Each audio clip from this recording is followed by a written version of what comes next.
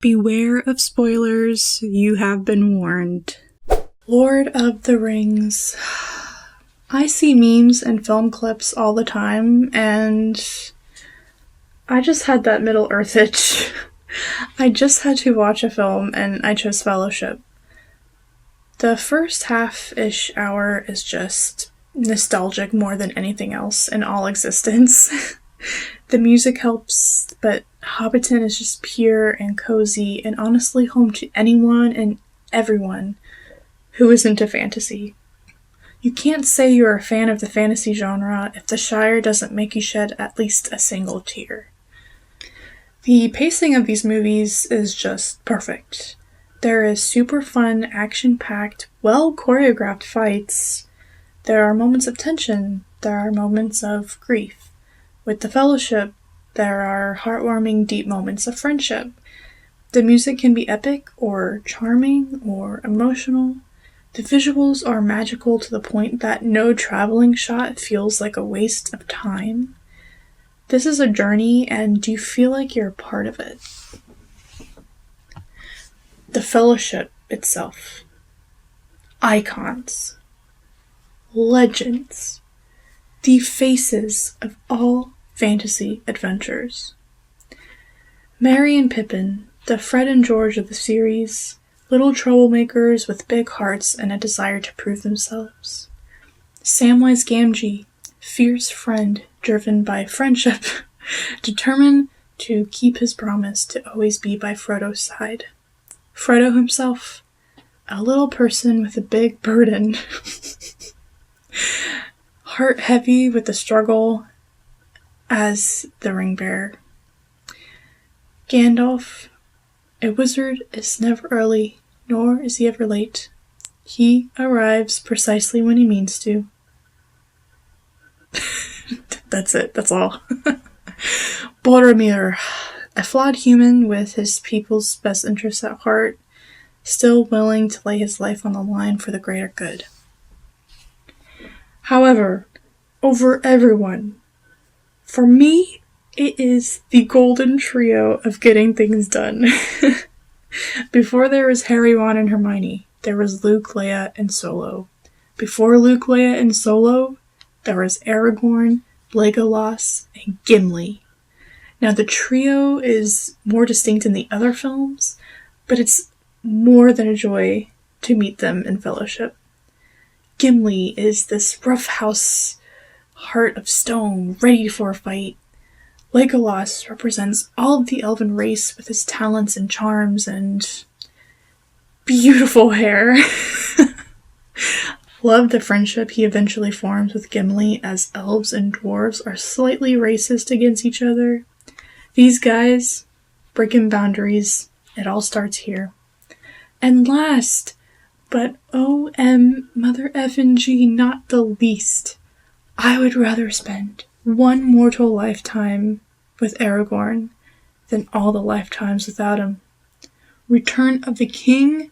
Psh, he's always been there. I find Aragorn one of the most interesting characters, as he is a king with a great destiny, but has lived a humble life as a ranger, raised by elves.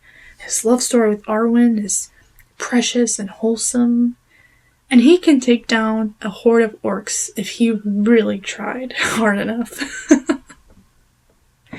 And it doesn't help that he's really hot.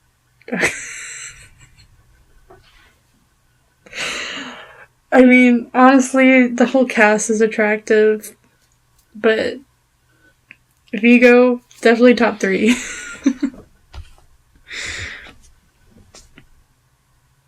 So I fangirled about the Fellowship. I gotta bring up some of my favorite moments. First of all, if you want him, come and claim him. Girl, Aragorn better watch out. That made me super gay. You have my sword. And you have my bow. And my axe. That whole meeting, the entire scene is just iconic. Few memes there, but the Golden Trio declaring loyalty with their weapons, that made me super straight. You shall not pass! Enough said. The final scenes were just another level. I love Aragorn's last conversation with Frodo. I would have gone with you to the end, into the very fires of Mordor. It hits me deep, man, but not as much as Sam's. I made a promise, Mr. Frodo. Like, dude, that makes a grown man cry. But Aragorn is like, no time for crying. Let us handsome walk. And I'm like, Gimli, I am ready to go. And it takes a lot of restraint to not watch Two Towers immediately after. Lord of the Rings is a timeless tale. I'm excited for a full-blown marathon of the trilogy, extended versions and all. But for now, I'm happy to experience this one chapter of an epic legend.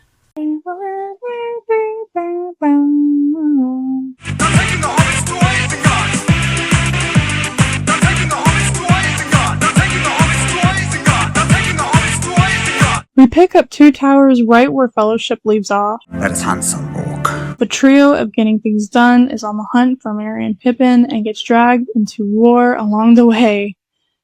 They are there during the liberation of Rohan as they vanquish Saruman's influence here. The king is freed from his curse, and the weird creep that looks like that pedophile from Chitty Chitty Bang Bang is banished. Oh, and Gandalf the White has entered the chat. Gandalf the White. Gandalf the Fool. I swear when I'm not watching the films, I think of her as annoying, but then I'm watching her during the films, and she just hypes me up, especially in the final film. Sam and Frodo are running amok with Gollum during most of this movie. What's deltas, precious? What's deltas, huh? Potatoes. Boil them, mash them, stick them in a stew. I remember this film the most from my childhood, as Smeagol was always my favorite. Smeagol is definitely one of the best characters. He is such an example of what the darkness of the ring carries, and his split personality is so much fun. Andy Serkis is a genius, and he left a major influence on a whole generation of pop culture. I loved the Ent side mission that Merry and Pippin find themselves in. Tolkien really said F deforestation. I love how Saruman wasn't defeated by some warrior. It was just nature taking back its land after Saruman destroyed it. I love exploring how the ring affected Smeagol, but seeing how Frodo is affected is just annoying, bro. It's me. It's your Sam. Don't you know you're Sam? Samwise Gamgee is the real savior of Middle-earth. Let's be real. Frodo is carrying the ring, but it's Sam taking the ring to Mordor. It's like carrying the ring on a box through the whole journey, except the box is a hobbit slowly losing his mind. Helm's Deep hype. So it begins. What's happening out there? Shall I describe it to you? Or would you like me to find you a box? Then I shall die as one of them. Fangirl! Through already! I'm on 17! Ah! Toss me. What?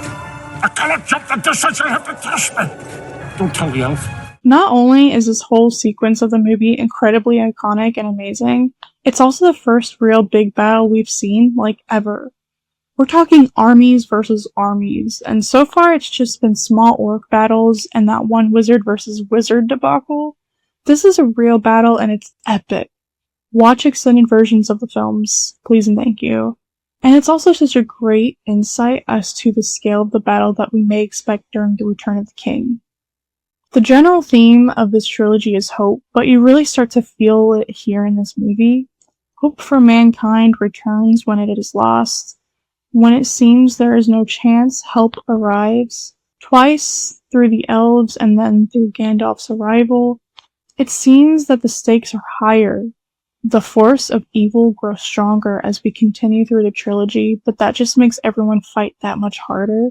And it's an emotional journey to watch as all races unite to save the realm. Lord of the Rings, Return of the King. They found the hobbits in Isengard! Isn't Saruman's death an extended version thing? Because first of all, I only watched the extended versions ever, and second of all, bruh, that was a crazy way to go. It's so unintentionally funny. Like, he is impaled and left in the mud and is never brought up again after basically being Gandalf's rival for so long. Fool of a took. Merry and Pippin really step up. I mean, they helped the Ents take back their land, but they didn't really do much in terms of direct action. Here we see Merry fighting in big battles, and Pippin trying to help Faramir, dealing with his crazy-ass dad. Denethor had to go. Like, how satisfying was it for you to see Gandalf given a good bonk with a stick? The beacons are lit! Gun knuckles for 8! And Rohan will answer.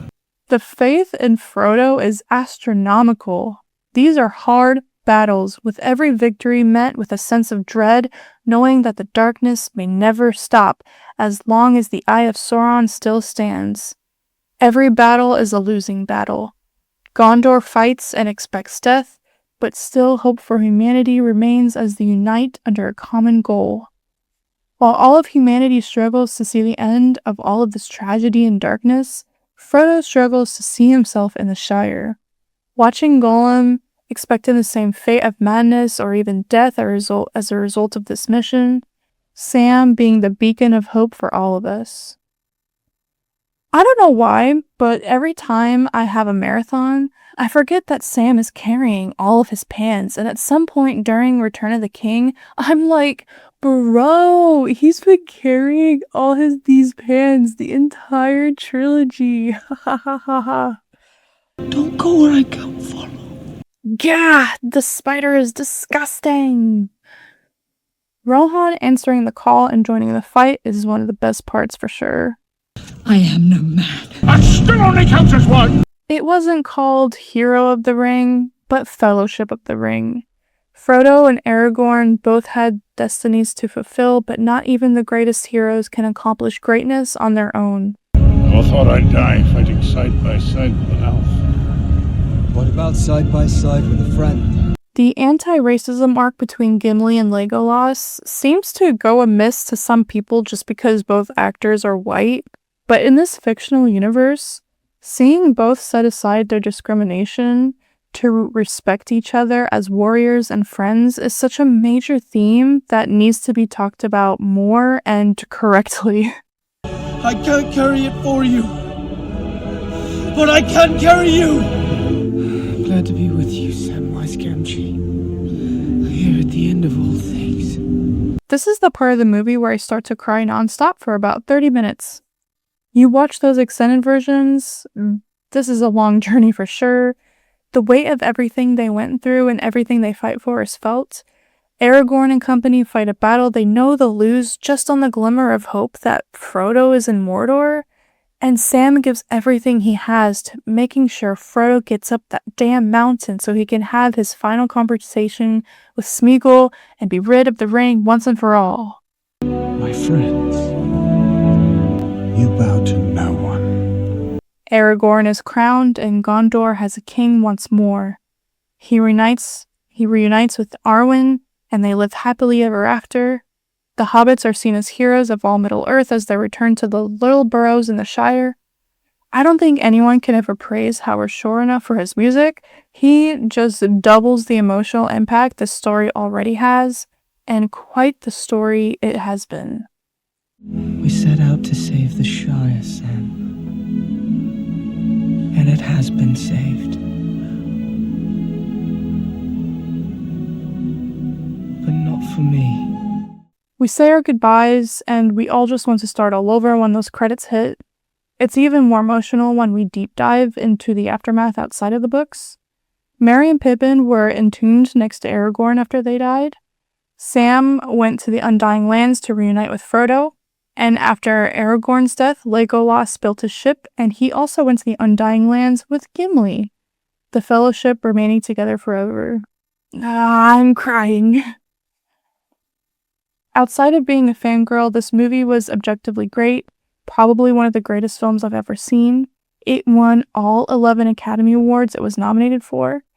Best Picture, Best Director, Best Adapted Screenplay, Best Original Score, Best Original Song, Best Visual Effects, Best Art Direction, Best Costume Design, Best Makeup, Best Sound Mixing, and Best Editing, all very much deserved.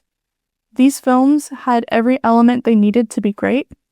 This was an insane and raw and ambitious film project that has stood the test of time, and I can hardly compare it to any other film series. Resident Evil 4.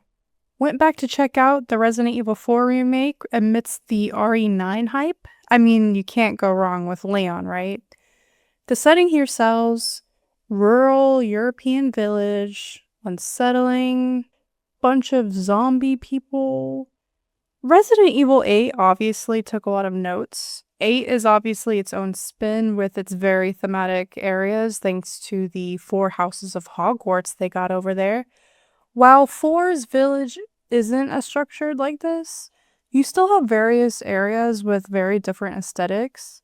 I really love the church and manor areas and the castle. Those are probably my favorite spots. Of course, Leon is the center of this game. He's just cool, effortlessly cool, which I guess is the hype behind him. Even if you're not super invested in the story, which I kind of wasn't, it's hard to not get hyped playing as Leon. The cool fighting animations, the occasional unnecessary backflip, iconic lines, he carries the game for sure. Now Ashley, the president's daughter, is thoroughly annoying, constantly needing help, getting kidnapped all the time, ruining all of our days. But that honestly became part of the charm. I swear, half of the memes about this game are probably just people collectively losing it over her. Hating her is a universal experience, and that thought is just funny to me. Resident Evil 4 is a solid remake like all the others. If you're to follow the hype of 9 and want to jump back to a Leon classic, 4 is here for you. Falcon and the Winter Soldier. Pretty much like a lot of the MCU shows, this show is structured to make it feel like a 6-hour film, I guess. The first couple of episodes were like the start to any movie. It established where our characters are emotionally and also established the overall arc of the plot. As each episode approached the finale, we see more action, more plot, and more character development.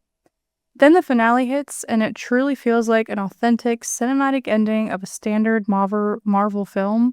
However, the pacing of a couple episodes was a bit slow, and they probably could have cut enough to make it 5 instead of 6, but I enjoyed it nonetheless. The 5-year blip affected the entire world on such a deep level. We've already seen the aftermath in Spider-Man Far From Home and WandaVision. The Falcon and the Winter Soldier elaborates on the effects a bit more with how the world has recovered rather than just how our favorite characters recovered. This is why the main villain, Carly, actually kind of worked. Her intentions were understandable, and that kind of made her interesting, I guess. It just, when you watch Endgame, you're just so focused on getting everyone back that was dusted. But you don't really consider how people adapted. People that accepted the dusting. This show kind of explored the other side of that. And Carly was the face of this.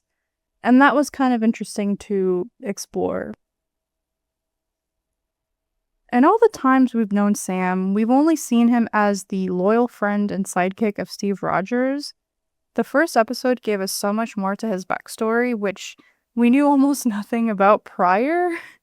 While we pretty much know most of Bucky's backstory, it was also nice to see how his character developed and how he's recovering, not just from being dusted, but from being someone's pet psychopath. Getting more time with these characters is probably my favorite part of the show. It's literally the highlight of the show. Which I guess is a good thing. It's Falcon and Winter Soldier. They're supposed to be my favorite part of the show. We don't just get to unwrap more of their character, but their dynamic with each other is comedic gold. Also a highlight of the show. The Bucky-Sam comedic duo is no doubt the main attraction to any fan here, especially for me. I can't even begin to explain in words how hilarious they were. The meme economy was booming. For the whole 6 weeks the show was on, I couldn't even last 2 minutes on social media without seeing some sort of meme about them or the show in general. You'll find me on YouTube looping. You will find me on YouTube looping up 3-hour funny moment compilations of Sam and Bucky. Going from WandaVision to this, the crave of sick action scenes was satisfied if you were craving them. Every episode had at least one super cool fight scene. This was the fun action some fans may have missed if they weren't interested or engaged with like the character story that was essentially WandaVision. The final episode was epic, and it was exactly what we were missing since the last Spider-Man movie. Not only did the real Captain America come to the scene, but he did it with style. Sam is the new Cap, and he owned it. The reveal of his new design was amazing, and it led to a fun, action-packed, well-choreographed fights. An hour of classic Marvel Entertainment action, to be sure. Episode 3 was a huge turning point because it brought us the wonderful Zemo back on our screens.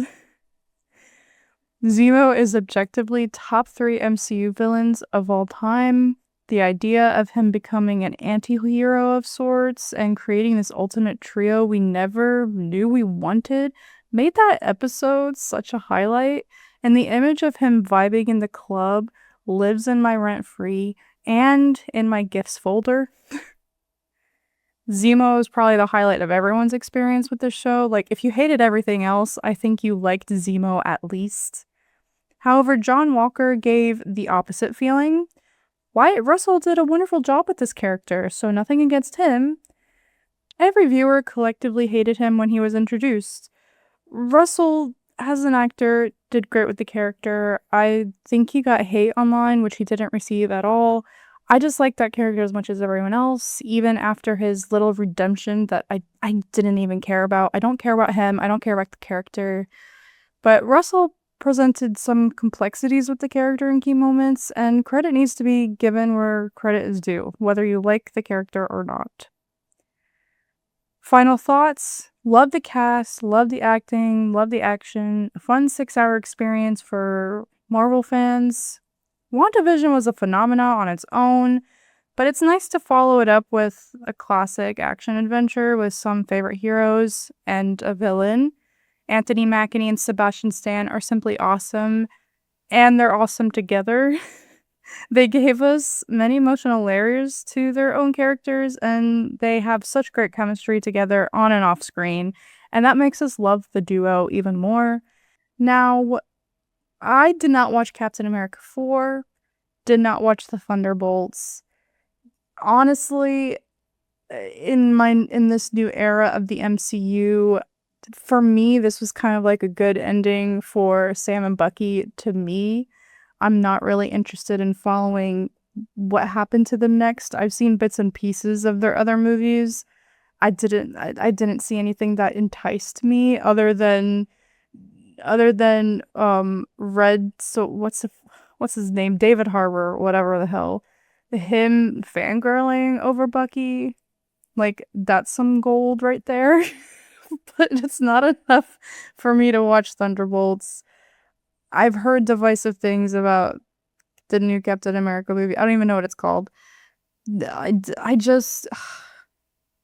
Like, I feel like I've mentioned this before, but after Endgame, I was actively looking for an ending to the MCU, and I found it, and my Marvel Marathon does not include those 2 titles. So in terms of my Sam and Bucky experience, this was it. And also, since it's been like 5 years since this show has come out, I will say that out of the MCU shows that I have seen, in the end, Falcon and Winter Soldier is kind of the weaker ones. WandaVision and Loki are peak, but this Falcon and Winter Soldier was kind of like average. So I really liked it when it came out, but through my second time around, I was like, okay, it's still fun. I love them, but yeah. It did the job. I do enjoy it to some extent, but at the end of the day, like I said, WandaVision and Loki are the MCU shows to watch, if you were to watch any. Another year has gone, so I'm going to give my top 10 stars of the week that I have covered within the last year. Number 10, Dev Patel. I've been a fan of his since watching Slumdog Millionaire in middle school. I have seen a lot of his films since, and I always find him enjoyable to watch. Very easy on the eyes, but a lot of talent to back it up. My vote for the next James Bond, probably an unpopular opinion, but I've said it. Number 9, Anne Hathaway. I've been a fan of hers since watching Princess Diaries as a child. I was there in theaters to watch her as Fantine in Les Miserables. I've caught a lot of her mainstream hits and low-key projects. She is such a talent and I love her. 8, Yoko Shimomura. Kingdom Hearts is my main, and the experience that series cannot be complete without Yoko's amazing soundtrack. She can give masterful pieces from whimsical to emotional, chill overworld themes, or epic battle music. The gaming industry is lucky to have her. I cannot wait for Kingdom Hearts 4 to come out. Did you guys see that new trailer? Like, Nintendo, what the heck was that? 7, Steve Carell. Even outside of his masterclass act in The Office, Steve has made me laugh, made me cry. I've yet to see a movie of his I didn't like. Obviously being the master in the comedic genre, but he hits different in his dramas. America is truly lucky to have him. 6, Ian McKellen. British acting royalty at its finest. Most known for his mainstream roles like Magneto and Gandalf, but he has such a legendary career in theater that it cannot be overlooked. Also, gay! That's it. Number 5, Robin Williams. A true treasure that is deeply missed. So many classics under his name that we can go back to. Aladdin, Doubtfire, Dead Poets, Good Morning Vietnam, Jumanji, and so many others. Everyone's comfort character, we love to see him. 4, Gary Oldman. A man with so much range, no character like the next. From Dracula to Sirius Black, I have seen such a range of films from this man, and his performance is often the spotlight. He is arguably one of the greatest actors of all time. He just never misses. 3, Pedro Pascal. He is daddy to all. Game of Thrones, Mandalorian, Fantastic Four, The Last of Us. On top of that, an iconic figure in the meme community and just simply a likable guy that no one can hate. Number 2, Tom Hanks, another American treasure with an iconic voice we know from Polar Express and Toy Story, compelling stories like Saving Private Ryan and Forrest Gump, a lot of dramas to see with phenomenal performances by Hanks, but also a solid comedic actor should you choose. 2 Oscar wins out of 6 nominations. He is a true acting legend. And number 1, Her Highness, Meryl Streep. I mean, you want to talk about acting legends? Meryl Streep is literally the golden standard. 21 Academy nominations with 3 wins. And she's not overhyped. She earned all of those nominations. When you watch a Meryl Streep movie, you expect a class act from her, no doubt. I don't care how bad the rest of the movie is. She is always good. And I've seen a lot of her films now, and she just doesn't miss. That's it for this week. Be sure to follow this podcast, and please follow my Twitter and blog at Hollis Films to follow my journey experiencing the entertainment industry's greatest stories. And let me know what you've been fangirling over this week. Thank you for joining me, and I'll talk to you again next week.